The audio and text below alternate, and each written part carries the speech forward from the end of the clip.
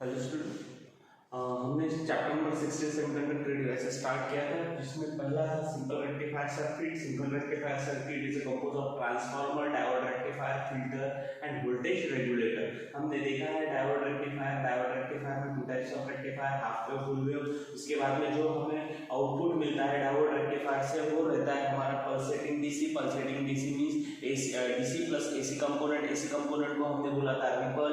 Ripple के बाद में हमने देखा रिपल फैक्टर, वो रिपल हमने by using a filter remove किया। फिल्टर में हमने देखा कैपेसिटर फिल्टर। कैपेसिटर फिल्टर की वर्किंग हमने देखी, और कैपेसिटर फिल्टर के बाद में जो हमें आउटपुट जो मिलता है वो हमारा आउटपुट रहता है अनरेगुलेटेड पावर सप्लाई। जो हमारा आउटपुट रहता है वो रहता है अनरेगुलेटेड, वो रहता है अनरेगुलेटेड। अब अनरेगुलेटेड और रेगुलेटेड पावर सप्लाई यानी क्या होता है? देखिए, unregulated power supply means the power supply whose output changes when the load is connected across it।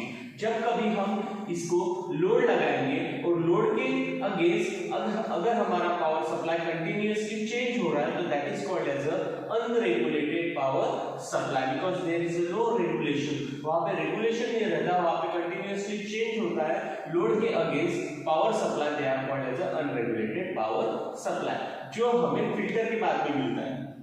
देखिए, what is unregulated power supply? A power supply whose output changes when load is connected across it। जब हम power supply के against load लगाते हैं और वो अगर change हो रहा है तो हम उस पावर सप्लाई को कहते हैं अनरेगुलेटेड पावर सप्लाई। अब रेगुलेटेड पावर सप्लाई क्या होता है? अ power supply whose output supply remains steady even after connecting the load across it। यानी सीधी बात है कि अगर ऐसा पावर सप्लाई जो रिमेन स्टेडी रहता है, हमेशा स्टेडी रहता है आफ्टर कनेक्टिंग द लोड लगा के भी वो स्टेडी जब अगर हमें मिल रहा है तो उसे हम कहेंगे regulated power supply. That is unregulated power supply, that means there will be the change, that is change in the output when the load is connected across it, and if there is a no change, that means remains the steady even after the connecting across the load, they are called as a regulated power supply। जब हम filter circuit से output लेते हैं तो वो output हमारा रहता है अनरेगुलेटेड, लेकिन हमें चाहिए रहता है रेगुलेटेड। इसका मतलब अनरेगुलेटेड पावर सप्लाई को रेगुलेटेड पावर सप्लाई में कन्वर्ट जो करता है उसे हम कहते हैं वोल्टेज रेगुलेटर। देखिए, वोल्टेज रेगुलेटर का काम क्या रहता है? वोल्टेज रेगुलेटर जो इनपुट लेता है वो रहता है अनरेगुलेटेड, और जो हमें आउटपुट देता है वो रहता है regulated. That is the function of a voltage regulator. Voltage regulator क्या करता है? It converts the unregulated power supply into regulated power supply. That is the function of voltage regulator in simple rectifier circuit. और PN junction diode हमने 11th standard में उसकी VI characteristic, इसका working, in forward bias, in reverse bias study किया है। उसके बाद में कुछ स्पेशल पर्पस जंक्शन डायोड रहते हैं, जैसे Zener diode, photo diode, solar cell, light emitting diode. ये चारों के चारों डायोड हमें 12th स्टैंडर्ड में, that is the semiconductor devices में हमें स्टडी करना है। उसमें से जो पहला स्पेशल पर्पस जंक्शन डायोड है वो हमें यूज करना है इन वोल्टेज रेगुलेटर में, जो है हमारा ज़ीनर डायोड। देखिए, हमारा जो वोल्टेज रेगुलेटर है वो वोल्टेज रेगुलेटर यहाँ पे हमें स्टडी करना है with the help of a Zener diode, and Zener diode is a special purpose junction diode. Zener diode as a voltage regulator. हमने पढ़ा है कि अगर हमारे जो फिल्टर है, फिल्टर से हमें जो आउटपुट मिल रहा है वो अनरेगुलेटेड है, लेकिन हमें रेगुलेटेड चाहिए, उसके लिए हम वोल्टेज रेगुलेटर यूज कर रहे हैं। और वोल्टेज रेगुलेटर के लिए हम एक special type of diode use कर रहे हैं, they are called as a Zener diode. लेकिन ज़ीनर डायोड स्टडी करने से पहले हमें पीएन जंक्शन डायोड पता होना चाहिए। पीएन जंक्शन डायोड कंस्ट्रक्शन कहता है when a crystal of a silicon is halfly doped with the pentavalent impurity and halfly is doped with the trivalent impurity, there will be the formation of a junction, they are called as a PN junction diode। इस तरह से PN junction diode बनाया जाता है। PN junction diode का that is the symbol, it is an anode and that terminal represents the cathode। हमने पढ़ा है कि जब positive terminal, that is the anode, is connected to the positive terminal of the battery and the cathode is connected to negative terminal of the battery, that is called as a, that diode is called as the inner forward bias। जो diode है वो है forward bias. यहाँ पे कोई external source नहीं है, they called as unbiased. यहाँ पे डायोड अनबायस्ड है, लेकिन जब एक्सटर्नल सोर्स है तो उसे बायस कहा जाता है। और बायस में भी जब anode is connected to the positive terminal of the battery and cathode is connected to negative terminal of the battery, then they are called as a forward bias. Forward bias में हमने स्टडी की है ivy characteristics. Ivy characteristics में हमने पढ़ा है कि जैसे जैसे फॉरवर्ड बायस में वोल्टेज बढ़ता है 0.1, 0.2, 0.3 से तो 0.7 के बीच में, depending the silicon and germanium, voltage बढ़ने से rise is called as a the voltage at which the current sharply rise is called as a knee voltage, is called as a knee voltage. This is the behavior or this is the IV characteristics of p-n junction diode when the diode is in a forward bias, लेकिन यही हमने देखा कि जब ये anode is connected with the negative terminal of the battery and cathode is connected to positive terminal of the battery, then we say that the diode is in a reverse bias. अब जो हमारा diode है वो है reverse bias, in reverse bias VI characteristic क्या होता है?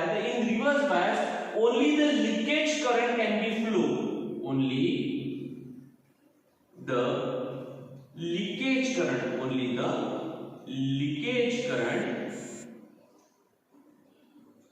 can be flow, and who is responsible for that leakage current? The minority carriers. The minority carriers is responsible for leakage current. Minority carriers is responsible for leakage current. देखिए जब हमने देखा कि PN junction diode reverse bias में रहता है तो वहां पे क्या होता है कि जैसे वोल्टेज बढ़ता है, जैसे वोल्टेज बढ़ना शुरू होता है तो थोड़ा सा करंट फ्लो होता है, they are called as a leakage current, and after that एक पर्टिकुलर वैल्यू ऑफ वोल्टेज पे करंट बढ़ना शुरू हो जाता है, स्लाइटली एकदम बढ़ना शुरू हो जाता है sharply, they are called as a breakdown voltage. That voltage is called as a breakdown voltage. और यहाँ पे ब्रेकडाउन वोल्टेज पे जो डायोड होता है वो टोटली डैमेज हो जाता है, इसलिए सिंपल डायोड को हम अवॉइड करते हैं ब्रेकडाउन कंडीशन पे जाने के लिए, टू अवॉइड द डैमेज। यानी यहाँ पे वो सेमीकंडक्टर की जो प्रॉपर्टी है वो टोटली हमारे यहाँ पे कोलैप्स हो जाती है और यहाँ पे they becomes a good conductor of electricity, और इसके वजह से यहाँ much amount of current will be flowing. जहां से वो करंट फ्लो होना शुरू हो गया in reverse bias, they are called as a knee current,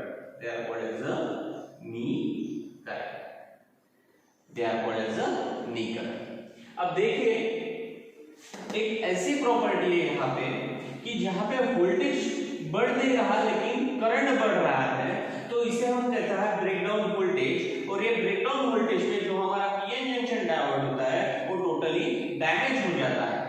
अब एक ऐसा special diode which can work specially on the breakdown, a special diode which is work on specially on the breakdown voltage, for that a Zener diode is can be invented.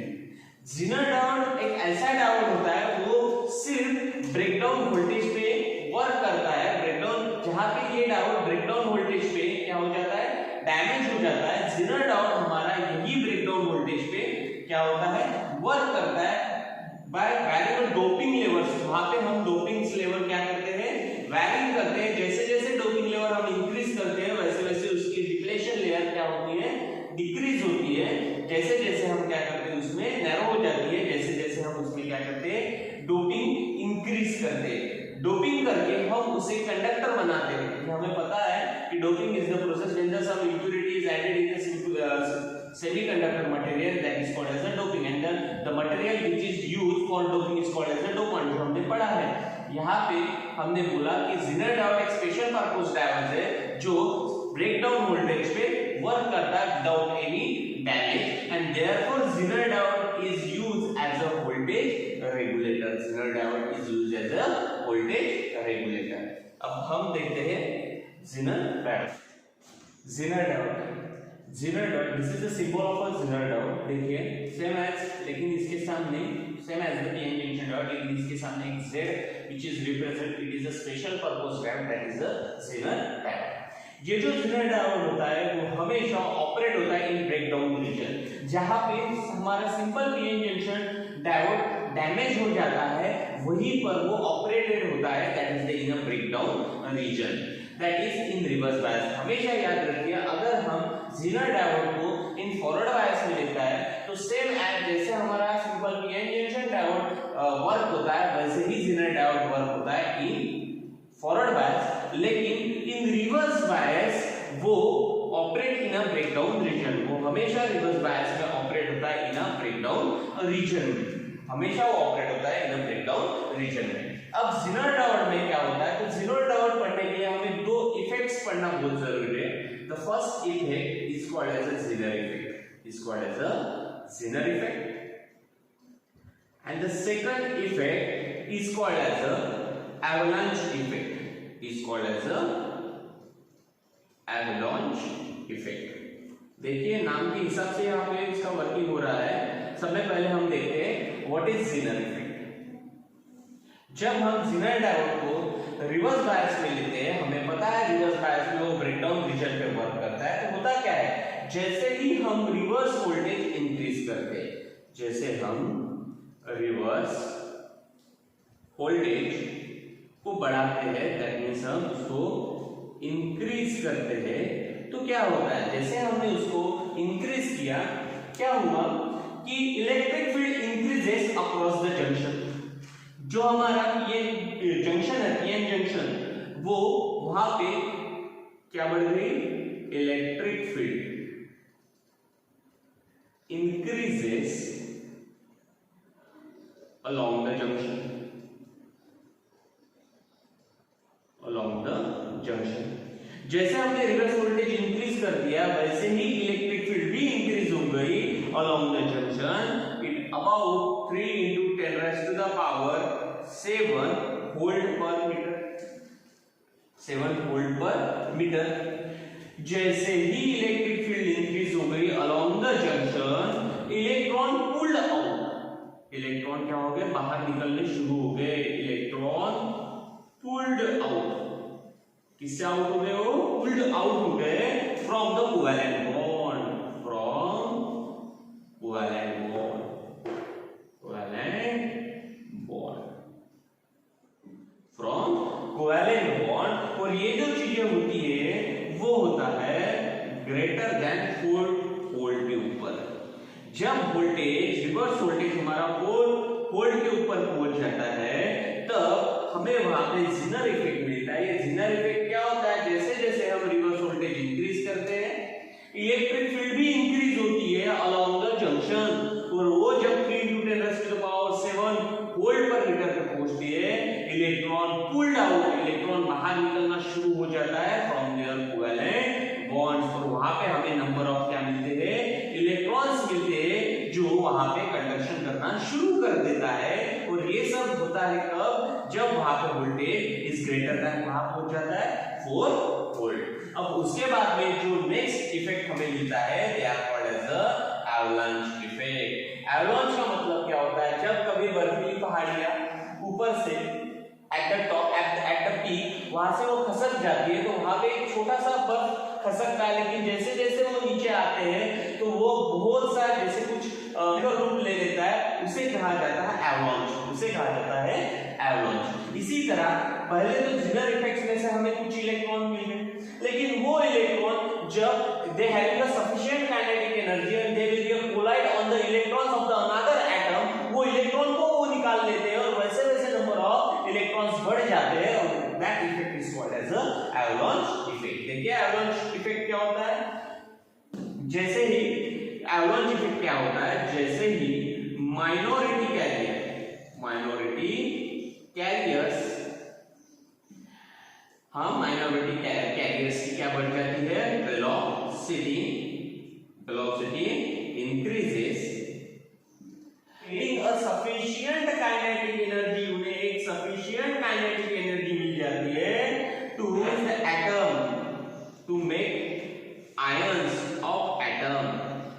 देखिए avalanche effect में क्या होता है, जो minority carriers को एक sufficient velocity मिल जाती है, वो वेलोसिटी से उन्हें एक सफिशिएंट काइनेटिक एनर्जी मिल जाती है, वो काइनेटिक एनर्जी की वजह से वो एटम्स के क्या बनाते हैं, ions, and this atom ions electron free, जिसके वजह से इलेक्ट्रॉन क्या हो जाते हैं, फ्री हो जाते हैं, electrons becomes free and velocity increases, change reaction take place, जैसे ही वेलोसिटी क्या हो जाती है, इंक्रीज हो जाती है, और वैसे ही वहां पे क्या होती है, एक चेन रिएक्शन टेक प्लेस, और because of that chain reaction वहां पे लार्ज अमाउंट ऑफ करंट क्या हो जाता है, फ्लो होना शुरू हो जाता है। देखिए क्या है एवलांच इफेक्ट, एवलांच इफेक्ट में माइनॉरिटी कैरियर्स को जैसे ही वेलोसिटी बढ़ जाती है, वो वेलोसिटी बढ़ने की वजह से उन्हें एक सफिशिएंट काइनेटिक एनर्जी मिल जाती है, वो काइनेटिक एनर्जी से वो एटम्स को काहे कन्वर्ट कर देते हैं,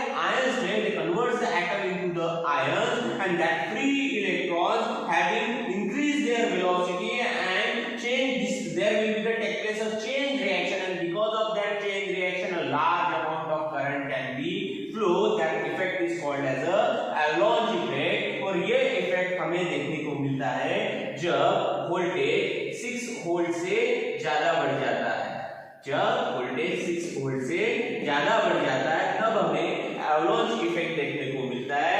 इसलिए हम बोल सकते हैं कि that Zener diode work on 4 volt to 6 volt, 4 volt to 6 volt के बीच में ये वर्क करता है, that is the Zener diode. देखिए क्या बोला हमने कि Zener diode is operated on a breakdown region in reverse bias. Zener diode पढ़ने के लिए दो चीजें हमें पढ़ना जरूरी है, first will be the Zener effect, second will be the avalanche effect. Zener effect क्या होता है, जैसे ही रिवर्स वोल्टेज उसका बढ़ता है, इलेक्ट्रिक फील्ड इंक्रीज होती है अलोंग द जंक्शन, जैसे ही इलेक्ट्रिक फील्ड इंक्रीज होती है अलोंग द जंक्शन, इलेक्ट्रॉन बाहर निकलना शुरू हो जाता है फ्रॉम द कोवैलेंट बॉन्ड, जैसे ही फ्री इलेक्ट्रॉन्स हमें मिलते हैं वहां पे कंडक्शन ऑफ इलेक्ट्रिसिटी शुरू हो जाती है। लेकिन उसके बाद वो जो माइनॉरिटी कैरियर्स है उनकी वेलोसिटी इंक्रीज होती है, वो इंक्रीज होने के बाद देखिए कि द सफिशिएंट काइनेटिक एनर्जी जो एटम्स को कन्वर्ट करते हैं आयंस में, और there will be a lots of electrons हमें मिलते हैं, वो free electron having a particular velocity, there will be the take place a chain reaction, and because of that a large amount of current will be flow, and avalanche effect will see above the 6 volt. हमें 6 volt के ऊपर जब हमारा reverse bias का voltage जाता है तब हमें जो मिलता है that is our avalanche effect. This is the IV characteristics of Zener diode. यहाँ पे हमने देखा Zener diode behave like as a normal diode when the forward bias. हमने देखा कि ज़ेनर डायोड एक नॉर्मल डायोड के जैसे बिहेव कर रहा है जब वो हमने देखा फॉरवर्ड बायस। यहाँ पर भी देखा 0.3 टू 0.7 वोल्ट पे उसका क्या बढ़ रहा है, करंट बढ़ रहा है, फॉरवर्ड करंट बढ़ रहा है। जब फॉरवर्ड वोल्टेज कहाँ पे आ गया 0.3 0.7, this is the normal characteristics. कौन से भी डायोड की एक नॉर्मल कैरेक्टरिस्टिक्स हमने पीएन जंक्शन का जो हमारा नॉर्मल डायोड है उसकी जैसा ही वो बिहेव करता है when they are operated in a forward बायस।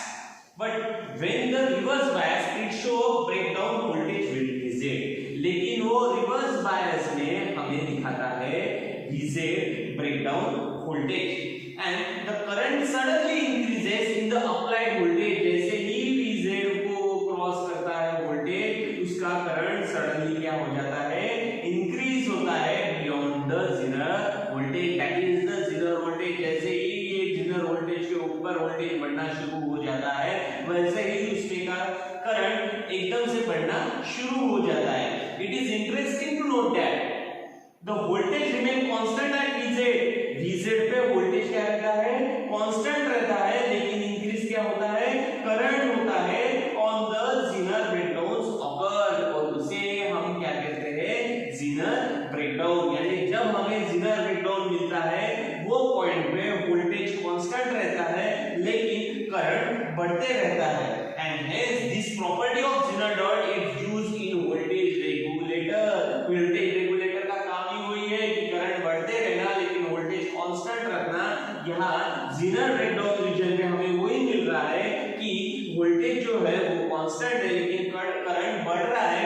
इस प्रॉपर्टी की वजह से हम जेनर डायोड को यूज करते हैं as a voltage regulator, as a voltage regulator. Then the Zener voltage Vz depend upon the amount of doping। यहाँ पे जो Vz है that is the Zener voltage वो कितना होना चाहिए तो वो डिपेंड करता है उसके डोपिंग लेवल पे।